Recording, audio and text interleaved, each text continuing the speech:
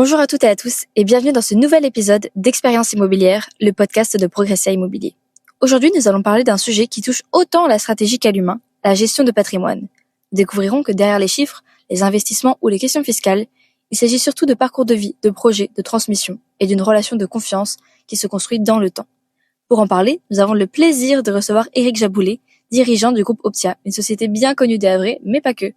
Ensemble, nous allons revenir sur son parcours, comprendre ce qui l'a conduit vers ce métier exigeant, sa vision du conseil, mais aussi les défis à relever dans une époque où les réseaux sociaux prennent de plus en plus de place. Nous parlerons également de son attachement au Havre, une ville dans laquelle il a grandi, entrepris et qu'il ne quitterait pour rien au monde. Bonne écoute!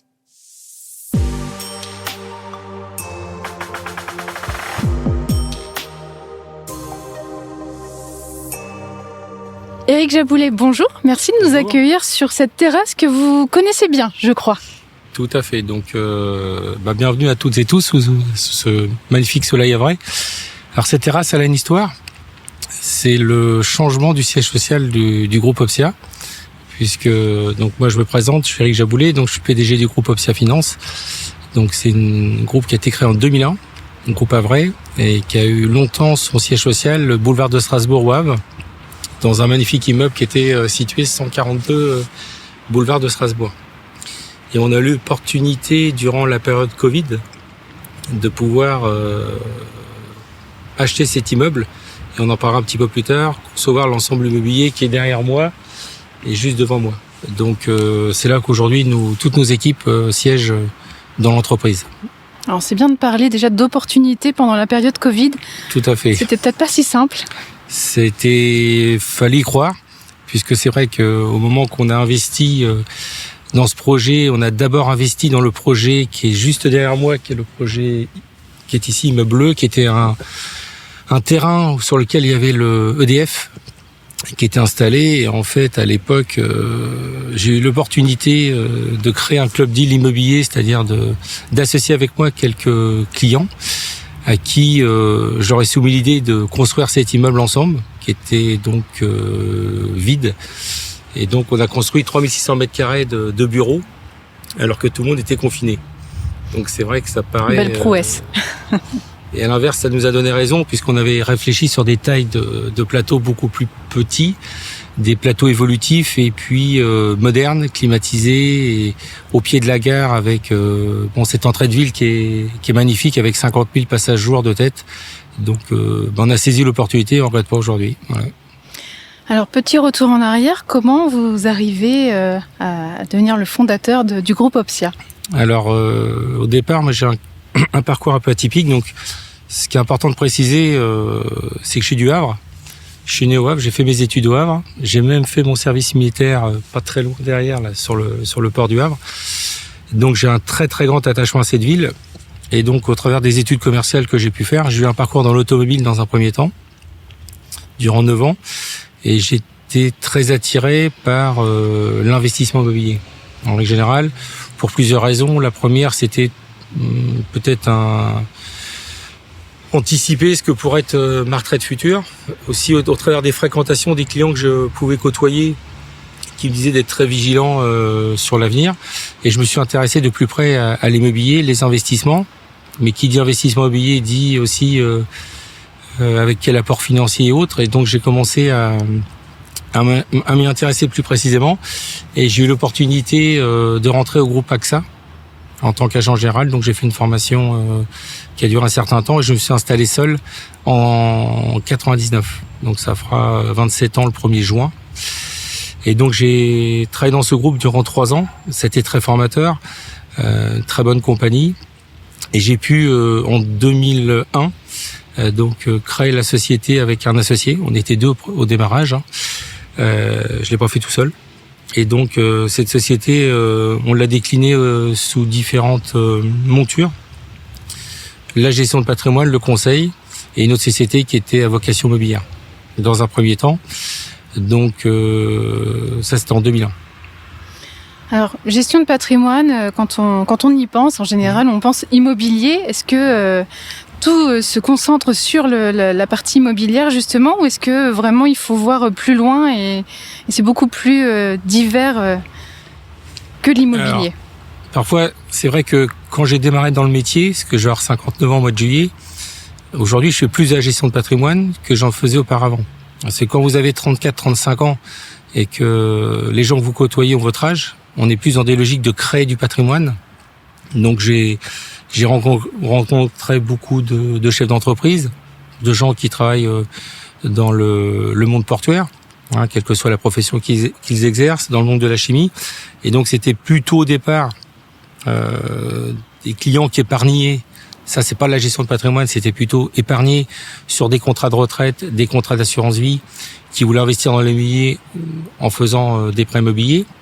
Néanmoins, malgré que ça soit une période plus de création de patrimoine, on a toujours la vigilance de regarder comment est composé le foyer qui va acheter. Est-ce que monsieur est marié, mais sous quel régime ? Est-ce que c'est un régime communautaire, séparatiste ? Est-ce que les personnes sont pacsées ? Parce qu'en fonction du régime qui a été choisi par les clients, ça va avoir des grosses implications sur l'investissement. Est-ce que les personnes qui sont en face de nous, l'une des personnes ou deux des personnes, ont déjà eu des unions différentes ? Est-ce qu'ils ont eu des enfants ? Parce que tous ces faits de vie vont avoir une implication sur l'achat du bien. Un exemple, un client vient avec son épouse, l'épouse est divorcée d'une première union, ils sont dans un régime de communauté, ils vont acheter le bien. Qu'est-ce qui se passe si madame vient décéder en premier alors qu'il y a un enfant d'une première union ? Donc il va falloir qu'on soit très vigilant sur l'approche de la protection du conjoint survivant, c'est-à-dire ne pas léser l'enfant de la première union, mais de l'autre côté, ne pas léser le conjoint actuel. Donc en fait, c'est toutes ces problématiques-là, et ça on les a en permanence, puisqu'on a quand même, on est dans une société où il y a quand même malheureusement il peut y avoir pas mal de séparations ou autres. Donc toutes ces problématiques sociétales font partie de notre environnement en fait. Et avant d'aller dans la solution produit, faut déjà se prémunir de protéger nos clients. Nous, la règle de base, c'est le civil, c'est-à-dire lorsqu'on reçoit les clients, lorsqu'on fait un diagnostic, et même c'est parfois de dire, écoutez, peut-être que pour telle ou telle raison, il serait bon d'agréger d'un testament, d'une donation dernier vivant, ou de revoir peut-être votre régime matrimonial. Voilà. Vous faites un parallèle même avec la médecine, vous dites voilà, on est sur la phase diagnostic, un audit, et puis après vraiment un accompagnement très personnalisé. La notion de conseil est importante, très importante pour vous, je crois. Vous avez complètement raison, et au départ, quand on a fait ce changement de siège ici, moi, j'avais soumis l'idée à mes collaborateurs et bon, pour une raison ou autre, ils avaient raison de pas valider l'idée. Moi, je voulais appeler l'entreprise la clinique du patrimoine. Alors, le problème, c'est quand on emploie le mot clinique, ça donne tout de suite l'idée qu'on est malade. Alors que lorsque les clients viennent ici, ils sont pas malades. Mais vous avez complètement raison. C'est-à-dire qu'aujourd'hui, tout d'abord, le métier qu'on exerce, c'est un métier qui est réglementé, parce qu'on a un statut de conseil en investissement financier. On est régi par des autorités de tutelle et de contrôle comme l'ACPR ou l'AMF. Il est évident que, au même titre qu'un médecin qui va recevoir un patient sur lequel ce patient estime qu'il a une douleur ou autre, il y a une pathologie, avant de faire quoi que ce soit ou avant d'aller sur la table d'opération, je pense qu'il est bon de passer par le radiologue. Donc, nous, l'idée, c'est de dire, déjà, c'est de présenter l'entreprise. Qu'est-ce qu'on est, qu'est-ce qu'on fait, est-ce qu'on est utile pour eux ? Parce que la plupart des clients, tous les clients que nous rencontrons, forcément, sont déjà bancarisés. Donc l'idée n'est pas de déplacer des avoirs financiers qui sont à la banque pour les mettre chez nous, si ça n'a aucun intérêt pour le client. Donc la première des choses, c'est est-ce que le client réellement, parce que souvent le client, lui, il estime qu'il a un besoin ou qu'il a un problème. Parfois, il n'a pas de problème. C'est juste un mini réglage. Après, il y a celui qui voit pas qu'il a un problème. Donc c'est à nous de lui dire attention. Avant de faire telle ou telle étape, il serait bon déjà de protéger telle ou telle étape. Voilà. Donc, pour moi, la phase d'audit, c'est la phase la plus importante parce que le fait qu'à la fin, on ait des solutions produits qui vont être de l'assurance vie, du plan d'épargne retraite, de l'immobilier sous toutes ses formes, ça c'est la solution produit. Mais avant de parler de solution produit, il faut déjà déterminer avec les clients leurs besoins. Alors, est-ce qu'on peut se dire que c'est finalement toute cette phase qui vous anime le plus dans votre métier ? Qu'est-ce qui vous passionne le plus finalement ? Alors déjà, vous employez un mot important, c'est la passion. C'est des métiers qui sont très prenants et ce qui fait que on aime ce qu'on fait, c'est la passion. Ce qui est intéressant aussi, c'est que c'est des métiers qui sont en perpétuelle évolution. C'est-à-dire que entre moi, quand j'ai commencé il y a un peu plus de 25 ans, ou si vous voulez, sur des produits type assurance vie, les clients pouvaient placer de l'argent de façon sécurisée à 6% garantie. Aujourd'hui, ces mêmes placements garantis rapportent 2,5%. Donc il a fallu trouver des alternatives produits pour maintenir des niveaux de rentabilité. Au sein du groupe, depuis 2 ans, on a notre propre fonds d'investissement qui s'appelle Sen Capital.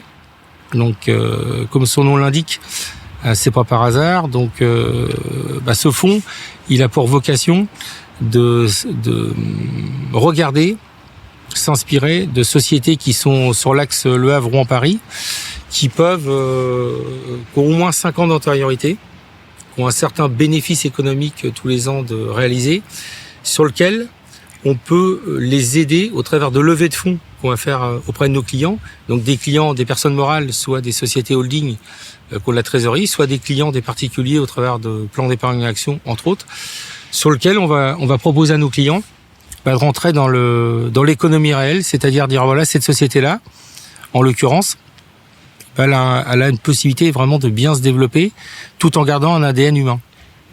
Un exemple, le premier dossier qu'on a fait, c'est le groupe Moteur Essence à Paris, qui est un groupe automobile qui avait 6 ans. C'est le premier groupe français de vente de voitures de luxe, voilà, qui fait 450 ventes par an. C'est une très belle entreprise. Les dirigeants, on les a rencontrés il y a 2 ans. Et on a pris la décision de travailler ensemble. Là, on a ouvert une concession avec eux à Aix-en-Provence. On fait pareil à Bordeaux, en Suisse. Donc l'idée, c'est de développer les ventes avec eux, développer beaucoup de process, de donner une chaîne de valeur et que nos clients puissent justement participer à cette chaîne de valeur. Donc ça, c'est des choses qu'on a fait il y a 2 ans, qu'on a diversifié. Et donc c'est ça qui est très intéressant, c'est aussi se remettre en question. Les immeubles que vous voyez derrière moi ou en face de moi, et on en a fait d'autres depuis, c'est de se dire aujourd'hui... Vous savez tous que le marché de l'immobilier, depuis 3 ans, c'est un marché qui a été très tendu avec la hausse des taux d'intérêt. Donc ça a fortement grippé le marché. Les établissements bancaires sont de plus en plus exigeants en termes d'apport financier. Mais c'est pas parce qu'on a toutes ces barrières que ça empêche de faire. Donc par contre, c'est de se dire, est-ce qu'il faut pas voir les choses autrement, réfléchir, anticiper. Quand on a fait cet immeuble-là, c'était le précurseur de d'autres immeubles. À savoir qu'actuellement, on est en train de construire un immeuble qui est très important sur Bois-Guillaume, qui est le siège social du groupe APAV, où là, l'investissement est très très conséquent. Et là, on a 43 clients qui ont participé en termes d'apport dans un projet qui est magnifique, avec une signature qui est APAV. Et on a d'autres projets qui sont en cours de concrétisation. Donc ça, c'est des sujets, vous voyez, immobiliers, où là, on n'est plus en train de vendre un appartement. On est en train de dire parfois à des clients, est-ce que vous voulez rentrer avec nous dans des tours de table où on va en fait acheter ensemble un bel édifice qui est inabordable pour un particulier ou pour une entreprise comme la nôtre, mais qu'il devient à travers d'un regroupement. Par contre, on a toujours quand même dans notre esprit, on a toujours cet ADN de dire qui était là au démarrage en 2001 au niveau des clients. Il n'y a pas plus tard qu'une demi-heure, j'étais en ligne avec un client à qui je disais sur une opération qu'on va faire prochainement, écoutez, vous êtes là depuis 25 ans, sur une opération à venir, est-ce que vous voulez nous rencontrer pour qu'on vous explique le prochain projet qu'on a. Donc on essaye dans la mesure du possible toujours de favoriser nos clients qui ont aussi participé au développement de l'entreprise. Et puis c'est peut-être aussi tout l'intérêt finalement de l'accompagnement, du conseil que vous apportez, c'est aussi une relation sur la durée, la temporalité est importante dans vos métiers aussi, la relation de confiance. Tout à fait. Donc, ce que vous disiez tout à l'heure un petit peu sur la médecine, on le retrouve chez nous. C'est-à-dire que je me répète, malheureusement, j'ai pris un petit peu d'âge. Aujourd'hui, moi, j'arrive à avoir des clients. Je suis à la 3e génération. Donc, quand vous êtes à la 3e génération, ça veut dire que pour les 2 précédentes, ça a dû bien se passer. Sinon, la 3e ne viendrait pas nous solliciter. Donc, oui, il y a cette logique de pérennisation. Il faut pas oublier que beaucoup de nos clients sont très préoccupés pour l'avenir de leurs enfants, de leurs petits-enfants. Donc il y a aussi beaucoup de rendez-vous qui sont établis, qui sont des rendez-vous où comment on peut faire pour éventuellement aider nos petits-enfants de notre vivant. Ils aimeraient acheter un appartement, ils n'ont pas assez d'argent, donc on va réfléchir à des systèmes de donation. Et donc c'est vrai qu'il y a ce côté intergénérationnel où dans certains investissements d'un jeune homme d'une 30aine d'années, un apport personnel va arriver du grand-père qui est client chez Opsia, et le grand-père il a 78 ans et que il y a des règles de donation qui font qu'avant 80 ans, par exemple, il serait peut-être bon d'en profiter et que ça va générer un avantage à la fois pour le grand-père qui transmet et à la fois pour l'enfant qui reçoit. Est-ce qu'il faut déjà avoir finalement du patrimoine pour venir vous voir ou pas? Alors, oui et non. Oui, si les clients nous sollicitent pour faire des placements financiers, forcément, il faut être détenteur de sommes d'argent. Si les clients viennent pour se créer un patrimoine, alors j'ai un exemple frappant. Et un exemple, ce matin, j'étais avec une cliente au téléphone. Cette clientèle est cliente chez nous depuis 2008. Profession libérale, infirmière, une personne charmante, qui au départ avait une petite trentaine d'années, m'a sollicité c'est beaucoup par recommandation. Donc on fait aucune publicité, donc par conséquent c'est que du bouche à oreille de clients satisfaits qui vont retourner à d'autres clients. Bon. Cette personne-là à l'époque donc achète un appartement, donc ça fait 18 ans. Donc cet appartement, si vous voulez, il est bientôt, c'est un prêt de 20 ans, il est bientôt terminé en termes de remboursement. Alors, il faut savoir aussi que dans nos métiers, on a une mise à jour annuelle. Tous les ans, on va revoir nos clients pour refaire le point de leur situation. Qu'est-ce qui a évolué au niveau familial? Il peut y avoir l'arrivée d'un nouvel enfant dans la famille. Il peut y avoir des mutations professionnelles. Il peut y avoir des évolutions de revenus ou malheureusement des licenciements. Des problèmes de santé. Donc en fait, tous les éléments relatifs à une variation dans la vie économique, matrimoniale, santé de nos clients va avoir un impact sur ce qu'on peut faire avec eux. Et pour revenir à cette personne, je la reçois pas plus tard qu'il y a 3 jours. Elle me sollicite, elle me dit je voudrais vous rencontrer. Je la vois et elle me dit je tenais à vous remercier tout d'abord parce que c'est grâce à vous. Alors moi, je lui ai répondu, je ne fais que mon métier. Elle me dit, c'est grâce à vous qu'aujourd'hui, cet appartement, il est valorisé en gros 150 000 euros. Et l'exemple, elle doit à peu près 15 000 euros. Donc, au travers de cet investissement aujourd'hui, elle va récupérer un capital en gros de 135 000 euros. Elle me dit, qu'est-ce qu'on fait? Donc, elle a 48 ans.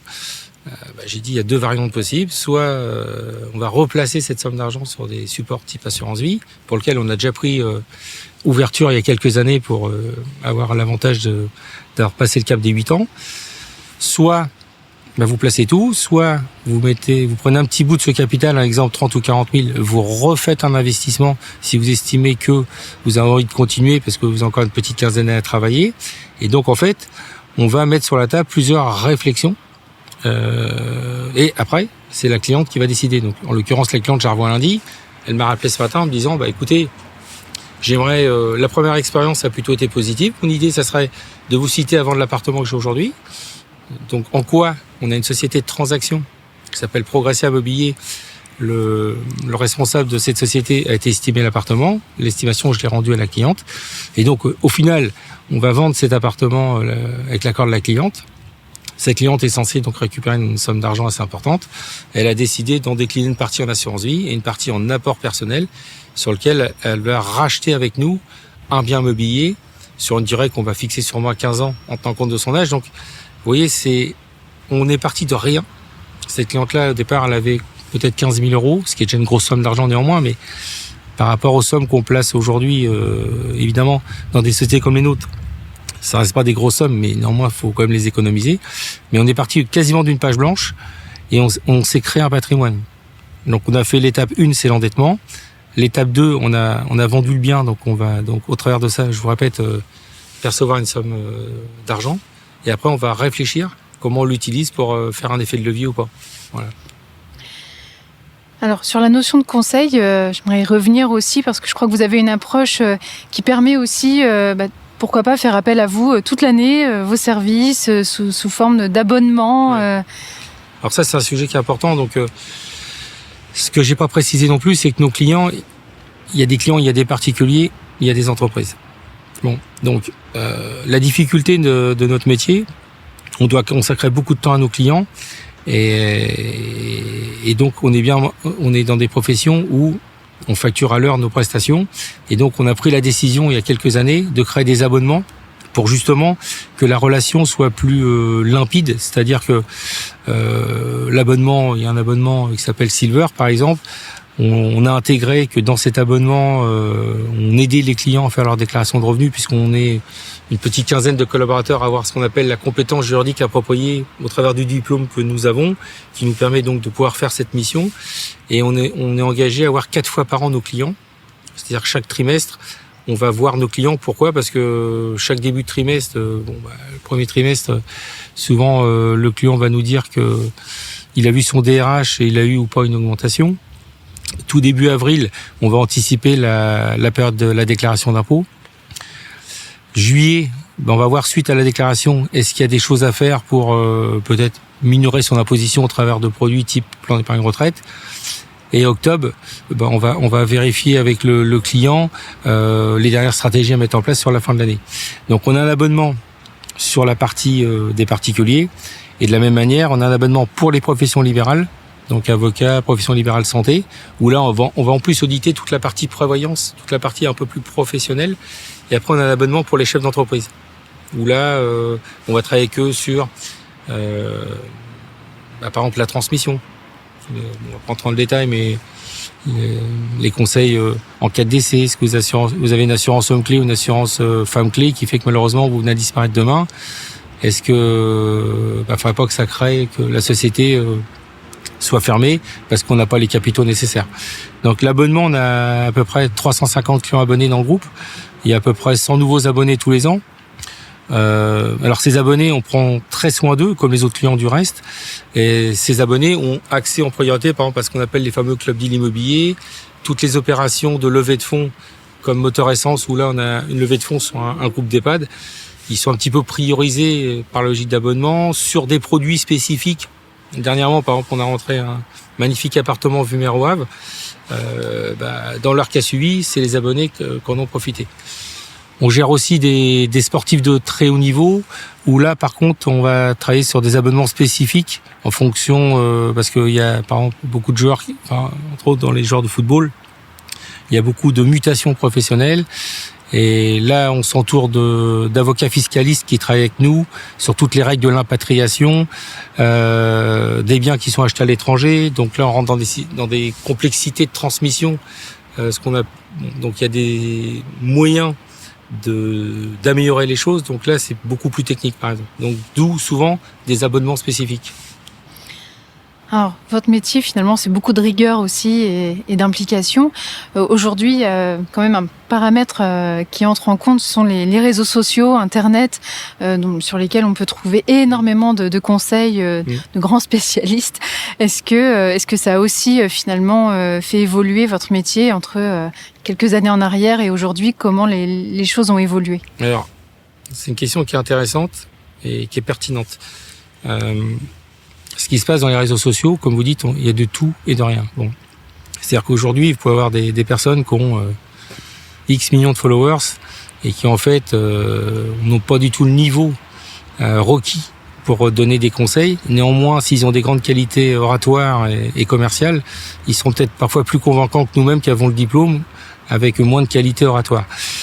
Par contre, ce qui leur sort, ça va être comment la nouvelle génération, qu'est-ce qu'ils veulent comme produit par rapport à la génération actuelle. On parle de crypto-monnaie, on parle d'ETF, on parle de souhait de rendement assez important. Bon, ça c'est une chose. Pour moi, sur lequel nous travaillons énormément avec les employés de l'entreprise, ça va être surtout l'éducation financière. Dernièrement, je vous donne un exemple. Je rencontrais quelqu'un qui est assez connu dans le sport de haut niveau, dans le football, un joueur. J'ai discuté avec les parents et les parents me disent voilà, j'ai vu telle banque me propose X%, une autre banque me propose X%. Donc évidemment, j'avais un déballage de taux d'intérêt puisque toutes les banques l'ont sollicité évidemment. Et il me dit qu'est-ce qu'on me proposait. Donc je leur dis écoutez, je vais rien vous proposer du tout. Déjà merci de me recevoir. Faudrait déjà peut-être avec votre accord et celui de votre fils, c'est qu'on puisse peut-être passer quelques heures ensemble à vous expliquer ce que c'est que le monde de la finance, ce que c'est qu'un fonds en euros dans une assurance vie, ce que c'est qu'une obligation, ce que c'est qu'une action, ce que c'est qu'un tracker, que vous ayez déjà les bases de l'environnement pour lequel vous allez souscrire des produits. Et il y a une statistique qui est assez édifiante dans notre métier, elle est pas de moi, elle est de gestion de fortune. Vous avez 86% des souscripteurs d'un produit d'assurance vie qui n'ont pas compris ou pas tout compris de la souscription.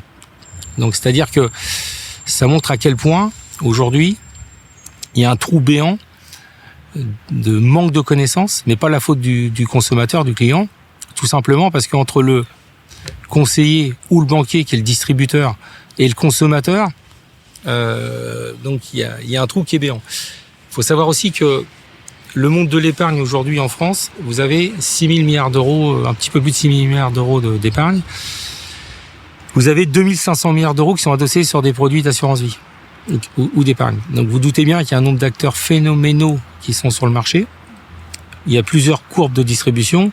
Vous avez les agents généraux d'assurance classique, vous avez les conseillers en gestion de patrimoine indépendants, les banquiers d'affaires, les banques privées, et vous avez Internet. Donc aujourd'hui, vous avez aussi la distribution de produits qui se fait par Internet.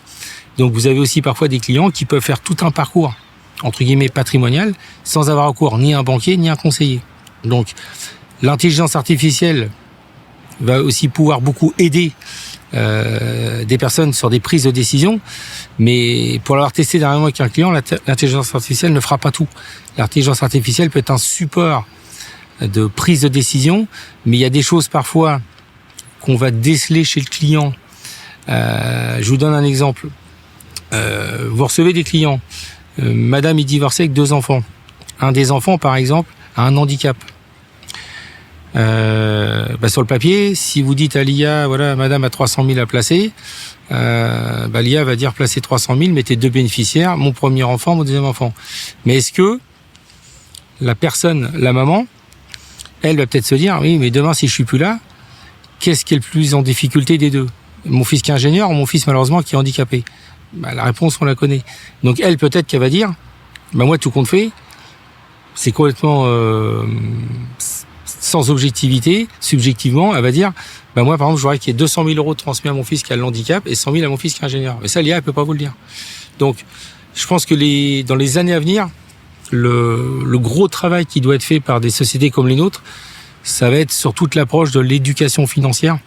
Vraiment approprier nos clients à tous ces produits, que pour eux ça devienne un peu plus compréhensible, en tout cas que lorsqu'ils souscrivent un produit, moi j'insiste lourdement, même sur des rapports parfois je stabilote, je répète 1 fois, 2 fois, 3 fois, même les échelles de risque de placement, parce que demain on vous propose un placement, on vous dit ça fait 10%, oui mais le risque il est de combien?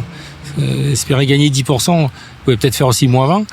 Donc faut savoir bien expliquer aux clients qui mesurent aussi les risques que parfois ils peuvent prendre sans le savoir en fait. Alors nous sommes au Havre, une ville à laquelle vous êtes attaché. Est-ce qu'il faut investir au Havre? Est-ce que vraiment c'est un territoire porteur avec un vrai développement économique? On peut parler aussi de l'axe Seine, Aropa. Voilà. Est-ce qu'il faut venir au Havre, ou en tout cas est-ce qu'il faut s'y intéresser? Alors la réponse est oui, assez facilement. En toute objectivité. En toute objectivité. Déjà la perception un exemple, moi donc je travaille dans la gestion de patrimoine, donc toutes les compagnies d'assurance sont basées à Paris. Donc il y a à peu près une petite vingtaine d'années, quand j'avais des congrès hôtes, j'allais souvent rue de Châteaudun à Paris dans le 8e, et lorsque je voyais mes confrères parisiens me dire t'es de quelle région? Le Havre. Bon, je chantais qu'il y a un petit sourire en coin. Bon, le Havre, oui d'accord, bon, on sentait que c'était pas, il y avait pas un grand talent, enfin on sentait qu'il y avait un petit peu de la retenue. Il y a eu déjà, pour moi, depuis la fin des années 80, entre 95 et 99, il y a eu ce premier passage où on a commencé à faire de l'immobilier neuf sur la ville, avec les premières lois Périssol, la Zac-Coty et autres, et on a commencé à donner un autre visage. Il y a eu, au travers des différents maires qui ont pu succéder, il y a eu un travail fantastique qui a été fait dans cette ville. On voit des nouvelles résidences, je les ai sous les yeux. Il y a eu la Tour Alta qui a été dessinée il n'y a pas longtemps. Et pour vous dire, c'est une vérité. J'ai vu arriver il y a 5-6 ans parfois des investisseurs parisiens qui arrivaient en masse, qui nous appelaient, pas que nous, d'autres confrères aussi, pour acheter énormément de logements. Donc c'est une ville qui est en pleine évolution. Son port fonctionne très bien, parce que je crois qu'il y a un certain nombre d'embauches aussi qui sont prévues dans le monde de la manutention portuaire. Donc moi j'y crois parce que c'est une ville qui est en plein développement et il y a encore beaucoup de nouveaux projets qui arrivent. À savoir que même nous on aura le tram qui va être au pied de nos murs. Et je pense que ces immeubles-là par exemple, et ici, là il y a une résidence étudiante, c'est l'illustration de tout ce qui peut se faire au niveau implantation. Donc oui, je vous dis oui sans aucune difficulté. La passion, la rigueur, l'esprit d'entreprendre sont finalement des valeurs qui vous parlent et que vous essayez d'inculquer aussi à vos clients peut-être. De toute manière, je pense que sans passion on fait pas grand-chose. Et dans tout projet, ce qui va être prédominant, c'est d'abord la passion. C'est ce qui fait qu'on se lève tous les matins pour essayer aussi, même avec les cadres du groupe, les collaborateurs, c'est de trouver des nouvelles idées. Donc c'est un métier aussi, il faut faire preuve de beaucoup d'imagination. Pourquoi ? Parce que comme je vous disais tout à l'heure, tout évolue. Vous pouvez pas faire la même proposition à un client sur un support immobilier lorsque le taux est à 4% sur 20 ans au lieu de 1,5%. Donc est-ce qu'on y va ? Est-ce qu'on n'y va pas ? Est-ce qu'on attend ?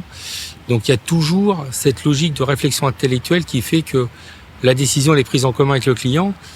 Mais si on est trop égoïste et qu'on pense qu'à nos intérêts personnels, on va le payer. Puisqu'à un moment donné, si on a anticipé trop vite l'achat pour un client, la sortie va revendre dans des conditions qui sont moins bonnes. Donc la passion, oui, bon ça, je pense que je suis pas le seul à l'avoir, hein, comme tout chef d'entreprise. La rigueur, c'est indispensable. On est dans des métiers où on a un pôle conformité, c'est-à-dire qu'aujourd'hui, n'importe quel dossier de souscription ou autre, il y a toute une réglementation qui est très stricte à respecter, ce qui est normal parce qu'on va protéger le consommateur. Donc la priorité, c'est la rigueur, la passion évidemment. Mais ça, les clients, ils l'ont bien compris. Ça, ils ont bien compris comment ça fonctionnait. Alors finalement, pour conclure, est-ce qu'on doit tous s'intéresser à notre patrimoine et en tout cas tenter d'en créer si on part en effet de zéro, comme on se le disait tout à l'heure? Est-ce que c'est vraiment un sujet qui nous concerne tous et auquel on doit vraiment s'intéresser? En fait, quand on parle de patrimoine, pour certains, voir se créer un patrimoine, c'est avoir une vue un petit peu financière des choses. C'est-à-dire, c'est se dire, moi, j'ai pas cette vue-là, j'ai pas envie d'avoir tel ou tel capital, voilà. Mais le problème de fond, c'est pas une notion de capital. C'est un exemple, on va parler d'un sujet qui nous préoccupe tous, c'est la retraite. Factuellement, objectivement, la retraite, on sait tous que l'espérance de vie d'un homme ou d'une femme va augmenter au fil des années. Donc, on sait que pour avoir cette retraite, il va falloir attendre plus longtemps. Et qu'est-ce qu'on fait ? Qu'est-ce qu'on met en œuvre pour essayer de trouver des solutions qui fassent que si j'ai un revenu de X milliers d'euros par mois, qu'il soit le moins impacté. Parce que le fait d'avoir une espérance de vie qui augmente va faire aussi qu'on peut voyager plus longtemps, on peut consommer plus longtemps, on veut peut-être aussi aider nos enfants, mais il faut des moyens financiers. Donc moi, je dirais que dans beaucoup de dossiers, enfin la plupart de tous les dossiers qu'on fait, moi je pars toujours de la fin de l'histoire. C'est-à-dire dire aux clients aujourd'hui, un exemple, vous allez partir en taux plein, par exemple, à 65, 67 ans. Combien vous voulez avoir à ce moment-là ? Combien vous aimeriez avoir tout autant que ça soit possible ? Le ou la cliente va nous donner le montant. De là, on va repédaler en arrière, on va faire une rétrospective, on va dire, voilà, évidemment, plus vous y prenez jeune, si vous y prenez à 30 ans, vous aurez 37 ans devant vous pour pouvoir faire les choses, donc évidemment, l'effort sera minoré, et plus vous y prenez tard, l'effort va être amplifié. Donc, aujourd'hui, moi, la plupart des approches que j'ai avec mes clients, c'est plus demain, vous faites de l'investissement ou autre. Alors, si vous le faites pas, souvent, il y a des grosses disparités parfois de revenus entre l'époux et l'épouse. Donc, il y a toute cette problématique de prévoyance qui fait que demain, il y a un pépin. Est-ce que madame peut subvenir aux besoins, ses besoins et ceux de la famille, à savoir les rentes éducation et autres? Ça, on n'en parle pas assez. Il y a que 11% des Français qui sont assurés en assurance décès, ce qu'on appelle les assurances de personnes. On est le pays d'Europe le moins bien assuré. Ça, c'est pareil. Dans toutes les propositions qu'on peut faire à nos clients, je me bats à bien expliquer à un client que la prévoyance, c'est aussi un outil de patrimoine qui peut, en cas de pépin, protéger son époux, son épouse et ses enfants. Donc, avant d'avoir une vue purement financière, il faut avoir une vue de besoin, de revenus, de besoin de complément de vie. On sait tous que les niveaux de retraite vont diminuer. C'est mathématique, c'est factuel, on peut retourner le problème dans tous les sens. Donc, à partir du moment de ce fait qui est avéré, on va travailler avec les clients pour mettre des solutions en place d'épargne ou d'immobilier. Donc, en fait, ça touche tout le monde. Ça va toucher toutes les couches. Malheureusement, évidemment, les gens qui ont des revenus plus modestes ne pourront pas ou ont beaucoup de difficultés parce que les restes à vivre sont trop limités et malheureusement, je n'y suis pour rien, je ne pourrais pas les aider dans ce domaine-là, mais oui, dès qu'on a un reste à vivre suffisant qu'on peut épargner, c'est important de le faire pour prévoir l'avenir en fait. Mais j'appellerais même pas ça la gestion de patrimoine, j'appellerais ça surtout de l'anticipation et puis de protéger ceux qu'on aime et puis d'améliorer son quotidien dans très très longtemps parce que objectivement le futur c'est le présent de demain. Je crois que c'est une belle conclusion. Voilà. Merci. Merci à vous aussi, merci beaucoup. C'est un réel plaisir. On voit bien qu'en effet, au-delà des chiffres, du financement, ce sont vraiment les parcours de vie et puis la relation humaine qui est importante dans votre métier, voire essentielle. Indispensable. Et quand je suis en face de moi, j'espère bientôt vous recevoir. Voilà, on est tous concernés, on l'aura bien compris. Donc tout aussi, j'en fais partie. Voilà. Merci beaucoup, merci à toutes et à tous de nous avoir écoutés et à très bientôt pour un prochain épisode d'Expérience immobilière.